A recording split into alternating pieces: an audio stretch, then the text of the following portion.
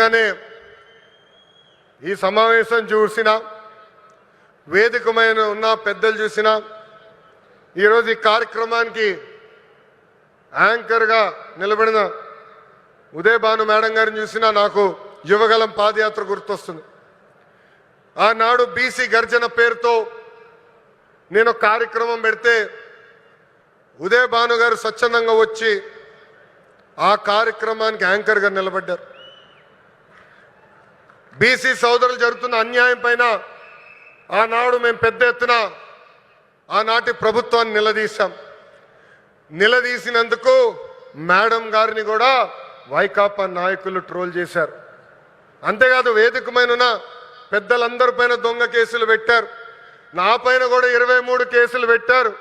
ఆనాడే చెప్పా ఆ సైకో పాలనకి ఈ తెలుగుదేశం పార్టీ తగ్గేదే లేదని.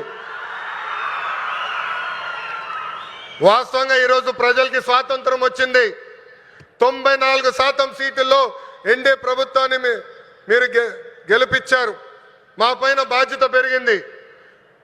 మీకు ఆహర్నిశలు కష్టపడతాం, మీకు అండగా నిలబడతాం, మీకున్న సమస్యలు పరిష్కరిస్తామని ఈ సభాముఖ హామీ ఇస్తూ ఇక్కడ పెద్ద ఎత్తున తరలి వచ్చిన తెలుగుదేశం పార్టీ కార్యకర్తలు కూడా ఒక విజ్ఞప్తి చేయాలనుకున్నా.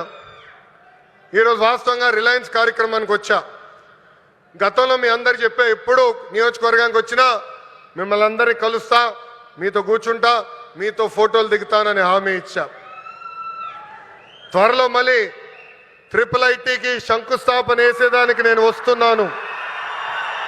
ఒక రోజంతా మీతో ఉంటా. అప్పుడు ఉత్తమ్ కార్యకర్తలు కలుస్తా. ప్రతి కార్యకర్తతో నేను ఫోటో దిగుతాను.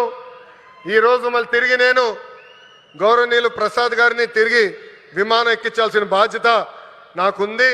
అందుకే ఈ కార్యక్రమం వెంటనే వెళ్లాల్సి వస్తుందని ఈ సభాముఖ కార్యకర్తలందరూ తెలుపుకుంటూ నాకు ఇంత అద్భుతమైన అవకాశం ఇచ్చిన ప్రకాశం జిల్లా ప్రజలందరికీ పేరు పేరున హృదయపూర్వక ధన్యవాదాలు తెలుపుకుంటూ మీ అందరి దగ్గర నుంచి సెలవు తీసుకుంటున్నాం. జోహార్ అన్న ఎన్టీఆర్, జోహార్ అన్న ఎన్టీఆర్.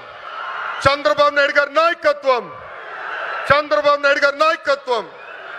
జై హింద్, జై